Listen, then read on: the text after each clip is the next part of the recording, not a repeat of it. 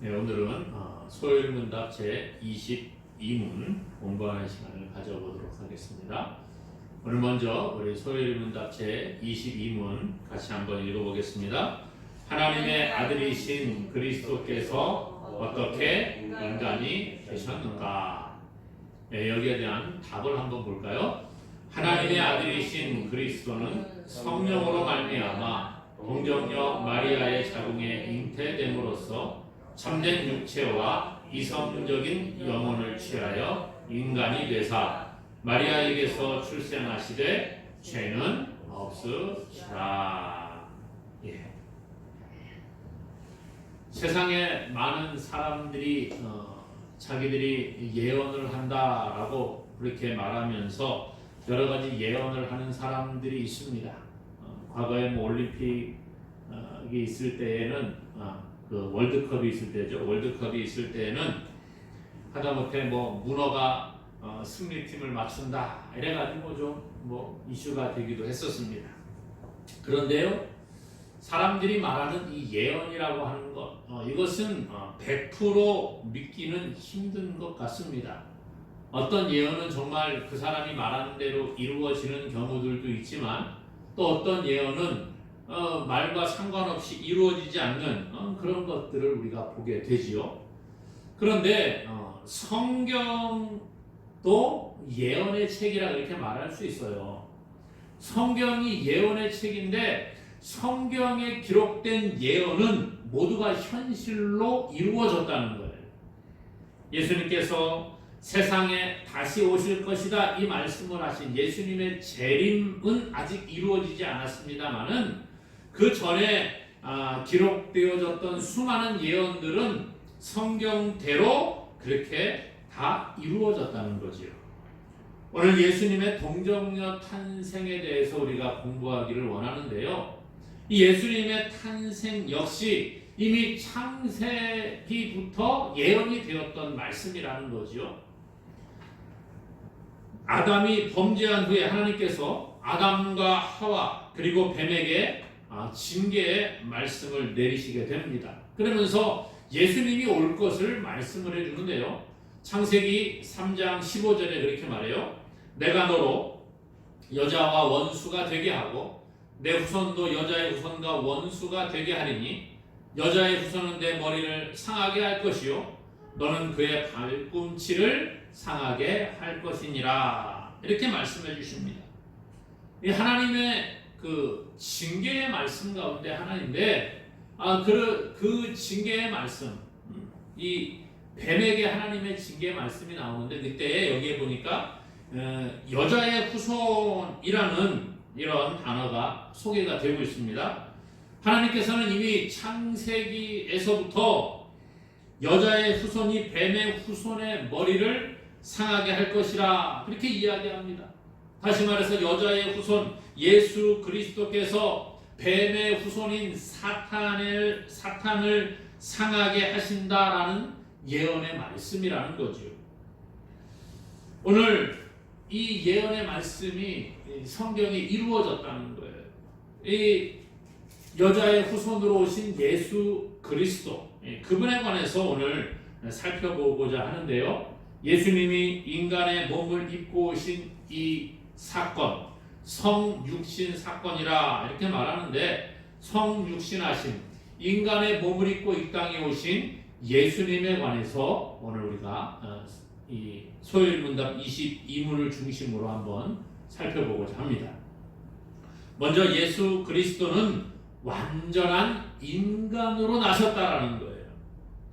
예수님은 신화에 나오는 인물이 아니라는 거지요. 우리나라에도 많은 신화가 있습니다. 단군 신화가 있고요. 그렇죠? 또 혁거세 같은 경우에는 아래서 나왔다. 이런 얘기들도 하고 이런 신화들이 있다는 거예요. 각 나라마다 그 신화라는 것들이 존재하고 신화에서 어떤 건국의 아버지라고 할 수 있는 사람은 신의 아들로 오기도 하고 신이 내려와서 나라를 만들기도 하고 여러 가지 것들을 우리가 보게 되지요. 신이 잠시 내려와서 어떤 일을 행하고 갔다 뭐 이러한 신화로 우리가 성경을 이해해서는 안 된다는 거예요. 설화에 나오는 것처럼 뭐 동물이 나오고 동물이 뭐 사람이 되고 아래에서 부화됐는데 알이 부화돼서 나온 것을 보니까 그게 인간이었다. 뭐 그렇게 이야기를 하기도 합니다만은 성경은 그러한 신화가 아니라는 거예요. 예수 그리스도는 신화적인 존재가 아니라는 것입니다. 여자의 몸에서 나심으로 말미암아 완전한 인간으로 이 땅에 오신 참 인간의 몸을 가지고 오신 그리스도가 되심을 성경은 증거해주고 있는 거지요. 성경은 예수님께서 사람의 몸으로 오신 것을 말씀을 해주고 있습니다. 예수님께서 태어나실 때의 기록이 성경에 기록되어져 있는데요. 예수님은 태어나실 때에 여관이 없어서 강보에 쌓여 구유에 누이셨다. 그렇게 성경은 소개해주고 있습니다. 예수님의 탄생 이야기를 기록한 책이 두 권이 있죠. 마태복음에 나오고 누가복음에 나옵니다. 그런데 누가복음 2장에 보면 2장 7절에 첫 아들을 낳아 강보로 싸서 구유에 뉘었으니 이는 여관에 있을 곳이 없음이러라. 그렇게 말해줍니다. 예수님이 오셨는데 예수님이 여관이 없어서 강보에 쌓여 구유에 놓여졌다. 이렇게 말해주고 있다는 거예요. 로마서 1장 3절에는 그의 아들에 관하여 말하면 육신으로는 다윗의 혈통에서 나셨고, 성경은요 예수님이 다윗의 혈통으로 오셨음을 이야기해 줍니다. 그래서 마태복음에도 이렇게 보게 되면 이 족보가 제일 먼저 소개가 되거든요. 마태복음 1장에 그 아담과 다윗의 자손 예수 그리스도의 계보라 그러면서 쭉 아브라함이 이삭을 낳고 이삭은 야곱을 낳고 쭉쭉쭉쭉쭉 나옵니다. 그러면서 그 뒤에 보게 되면 다윗이 나오고 그 다음에 예수 그리스도가 나오게 되는 것을 볼 수가 있습니다. 오늘 이 예수님은 다윗의 혈통으로 인간의 몸을 입고 이 땅에 오셨다라는 거예요. 또한 예수님이 십자가에서 죽으시고 부활하신 후에도 사람의 몸, 육체를 가지고 계셨음을 이야기해 줍니다. 그래서 예수님께서 십자가에서 죽으시는 것을 많은 사람들이 눈으로 직접 보았다는 거죠. 마태복음 27장 50절에 예수께서 다시 크게 소리 지르시고 영원히 떠나시니라. 예수님이 소리 지르시고 영원히 떠나시는 예수님이 십자가에서 죽으시는 모습을 그 당시에 많은 군중들이 보았다라는 거예요. 이 아리마대 요셉이라는 사람이 있습니다. 이 사람이 예수님이 십자가 지시기 전에 와가지고 예수님께 가르침을 받았던 사람이었는데 예수님이 십자가에서 죽으신 다음에 빌라도에게 가서 예수님의 그 시신을 달라고, 자기가 장사를 하기 위해 시신을 달라 그렇게 요구를 하는 것을 보지요.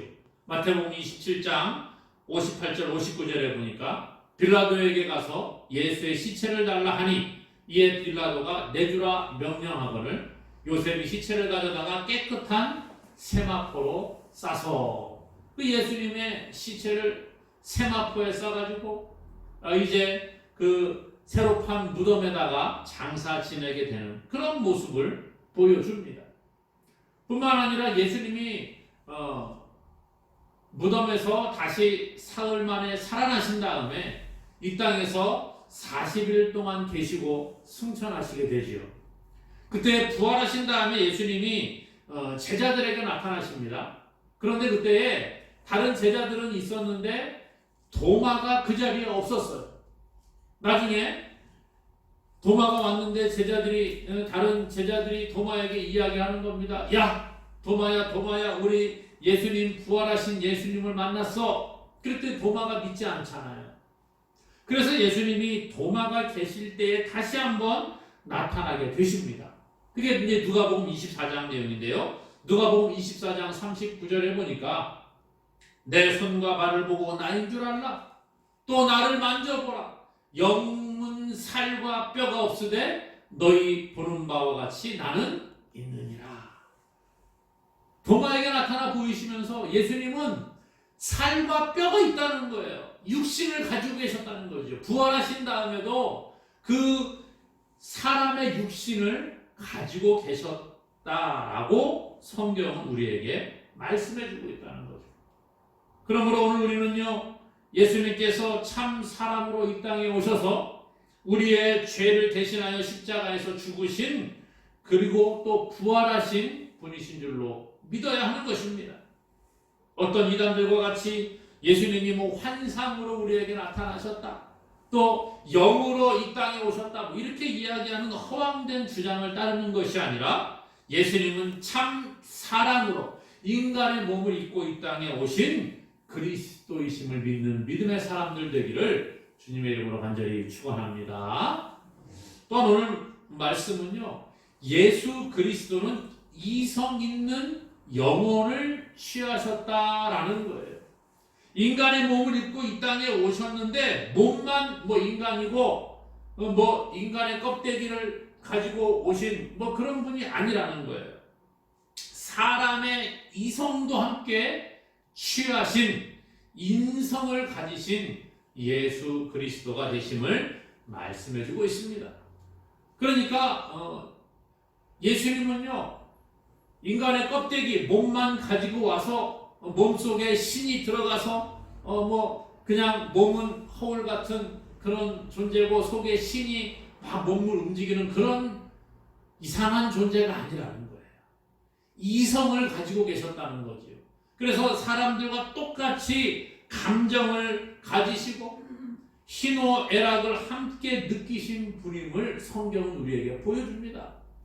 예수님은요, 그래서 사람의 몸을 입고 이 땅에 오셨고 완전한 인성을 가진 인간이셨기 때문에 우리와 똑같이 피로감을 느끼셨다는 거예요. 요한복음 4장 6절에 보니까 예수께서 길 가시다가 피곤하여 우물 곁에 그대로 앉으시니 때가 6시쯤 되었더라. 이 수가성에 들어가셨을 때 내용이거든요. 이 예수님이 수가성에 들어가시는데 그 야곱의 우물이 있는 거예요. 근데 거기에 보니까 뭐라 그래요? 길 가시다가 피곤하여 우물 곁에 그대로 앉으시니. 예수님이 여행 가운데에 여행을 오래 하시면서 이 당시에는 대부분 걸어 다니고 이렇게 했으니까요. 피곤하셨다는 거예요. 왜 피곤하세요? 인간의 몸을 가지셨고 똑같은 인성을 가지신 분으로 오셨기 때문에 피곤함을 느끼셨다는 거지요. 그래서 성경은 예수님이 피곤함을 느끼셨음을 이야기해 줍니다. 뿐만 아니라 예수님은 피곤하시면 우리가 어때요? 우리 사람들도 피곤하면 어떻게 해요? 좀 쉬기도 하고 졸리면 잠도 자야죠. 예수님 똑같으신 거예요. 예수님 주무시기도 하셨어요. 마태복음 8장 24절에 바다에 큰 놀이 일어나 배가 물결에 덮이게 되었으되 예수께서는 주무시는지라. 이 배를 타고 가는데 풍랑이 일어난 거예요.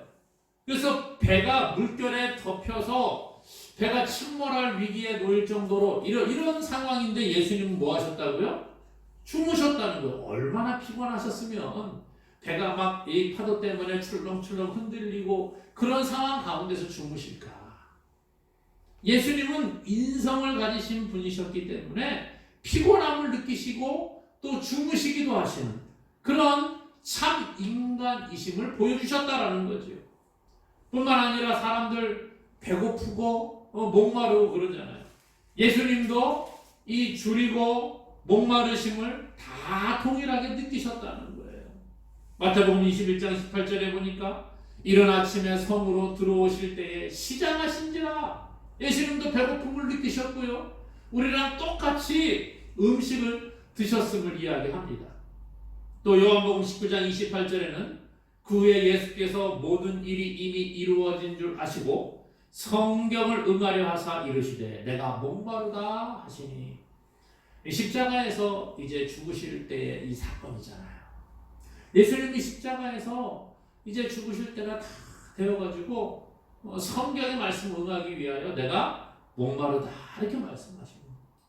갈증을 느끼시는 거죠. 십자가에서 피를 막 쏟으시고 이제 죽으실 때가 얼마 남지 않았을 때에 갈증을 느끼시는 이러한 예수님의 모습을 보게 됩니다.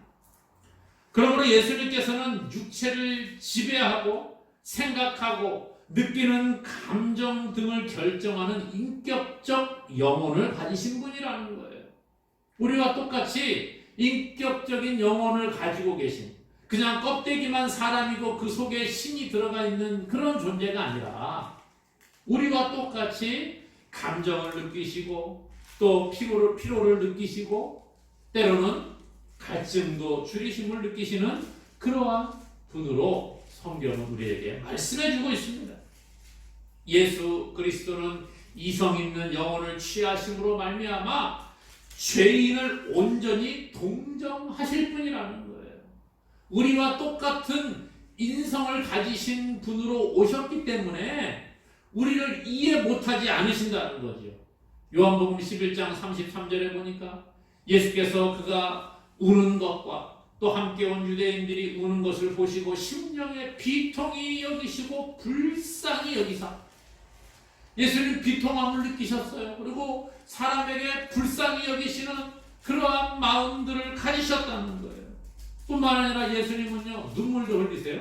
요한복음 11장 35절에 보니까 예수께서 눈물을 흘리시더라.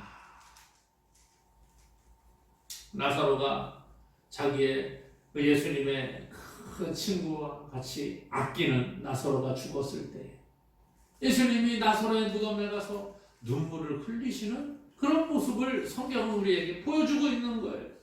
그러므로 예수님께서는 사람의 육체뿐만 아니라 영혼까지도 우리와 동일한 그 인간의 인성을 가진 영혼을 취하셔서 이 땅에 오셨다라는 거예요.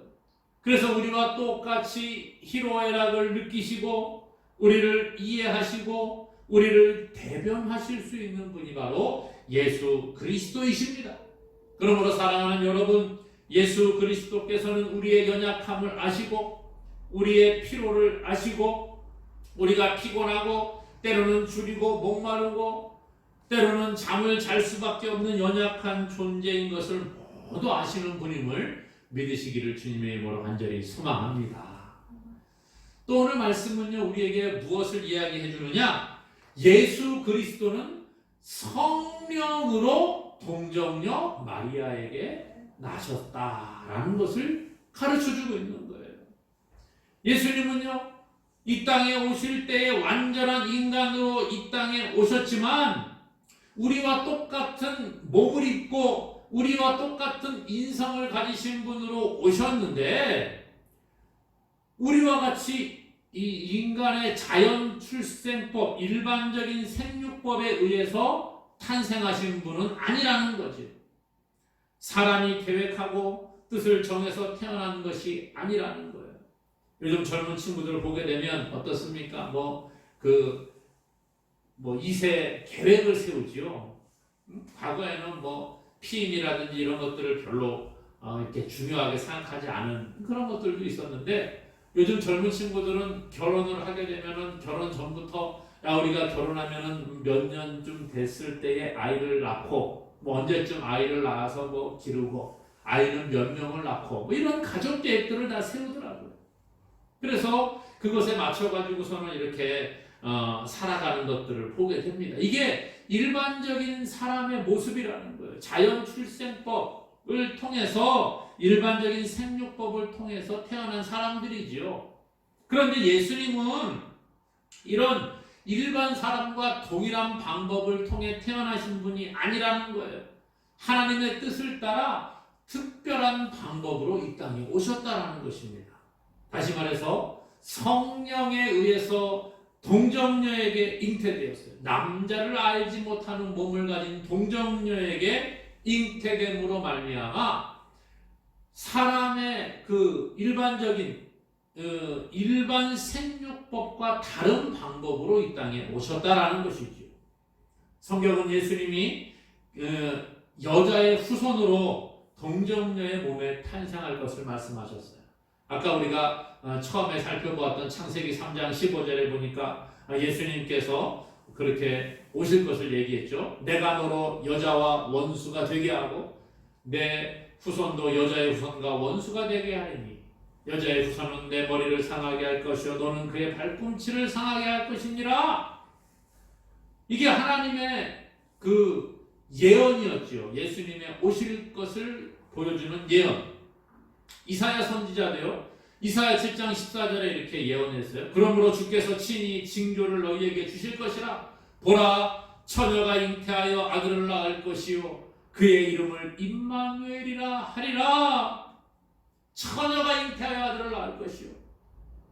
오늘 마태복음 1장에서 우리가 읽었던 말씀에도 보니까 23절에 그 이사야 7장 14절을 인용을 해서 말합니다. 보라, 처녀가 잉태하여 아들을 낳을 것이요 그의 이름은 임마누엘이라 하리라 하셨으니 이를 번역한즉 하나님이 우리와 함께 계시다 함이라.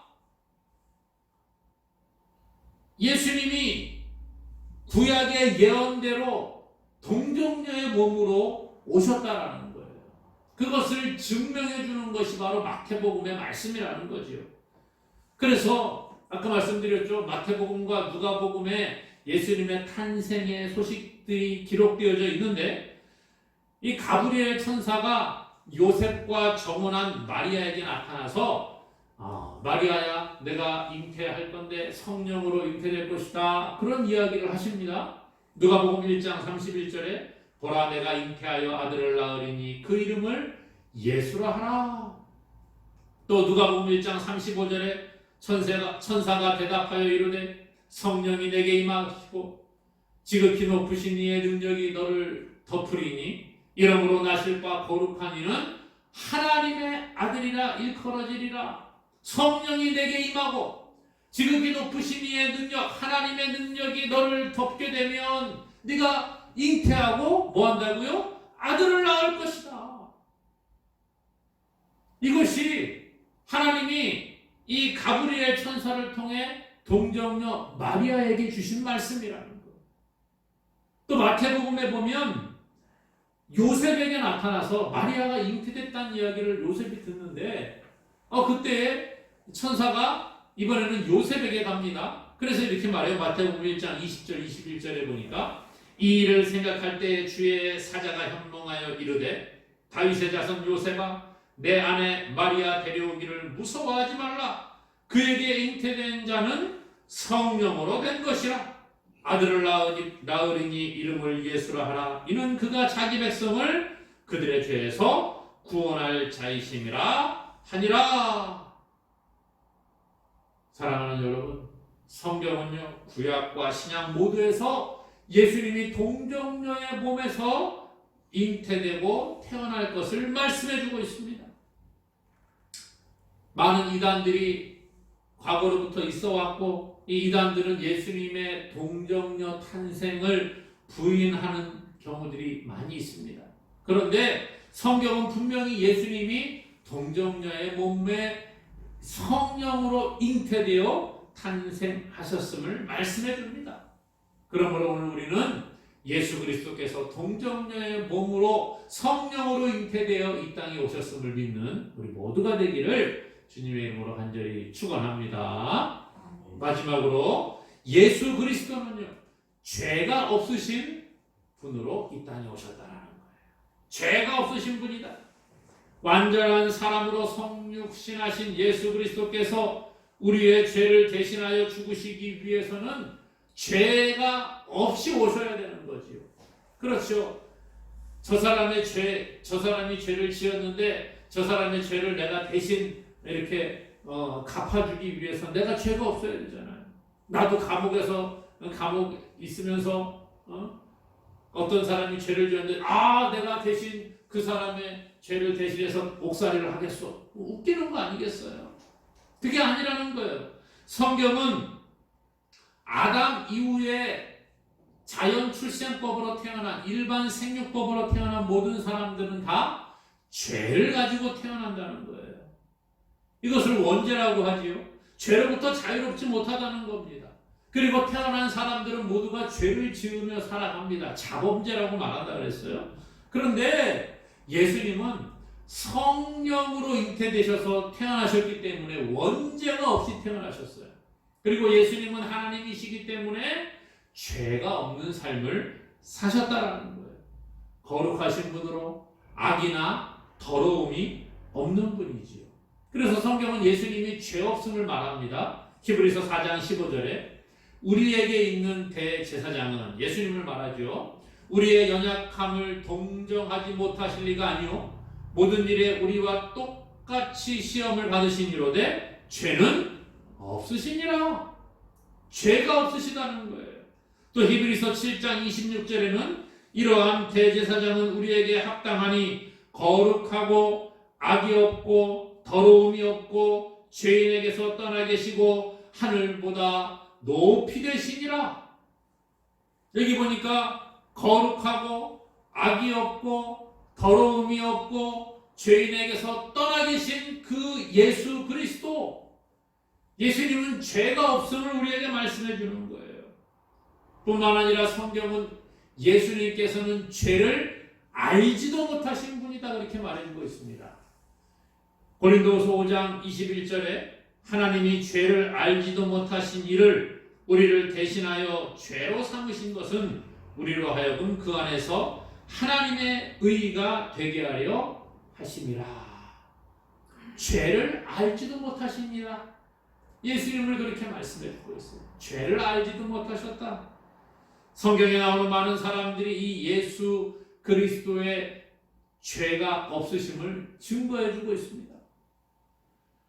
빌라도의 아내, 예수님이 빌라도 앞에서 신문을 받으실 때에 빌라도의 아내가 빌라도에게 이야기하는 거예요. 마태복음 27장 19절에 총독이 재판석에 앉았을 때 그의 아내가 사람을 보내어 이르되 저 옳은 사람에게 아무 상관도 하지 마옵소서. 오늘 꿈에 내가 그 사람으로 인하여 애를 많이 태웠나이다. 이렇게 말해주고 있어요. 거기 보니까 빌라도의 아내가 뭐라고 해요?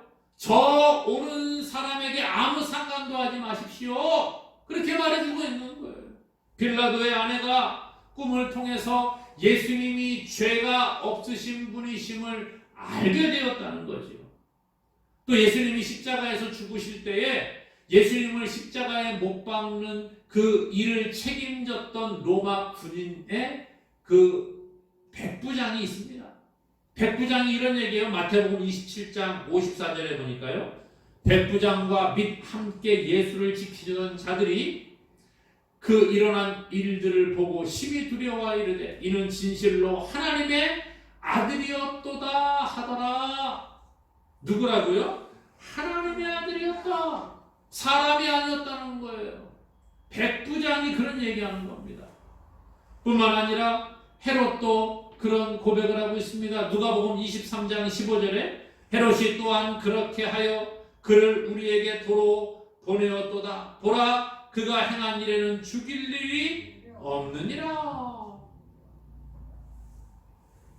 죽일 일이 없다. 죄가 없다는 거죠. 십자가에 예수님과 함께 못 박힌 강도가 있습니다. 양쪽에 좌편 우편에 예수님과 함께 십자가에 못 박힌 강도가 있었는데 그 중에 한 강도가 이야기하는 거예요. 누가복음 23장 41절에 우리는 우리가 행한 일에 상당한 보응을 받는 것이니 이에 당연하거니와 이 사람이 행한 것은 옳지 않은 것이 없느니라.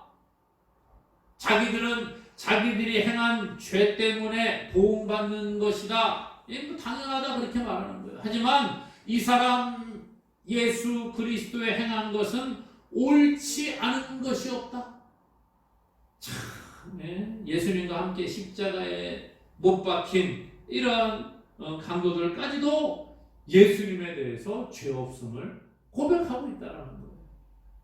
그러므로 사랑하는 여러분, 우리는 성육신하신 동정녀의 몸에 잉태되어 이 땅에 오신 예수 그리스도를 나의 구주로 고백하고 믿는 믿음이 있어야 합니다. 그리고 예수 그리스도의 공로로 죄사함 받고 하나님의 자녀가 되는 것을 우리가 믿고 감사하며 하나님께서 기뻐하시는 믿음의 삶을 살아가는 우리 모두가 될 수 있기를 주님의 이름으로 간절히 축원합니다.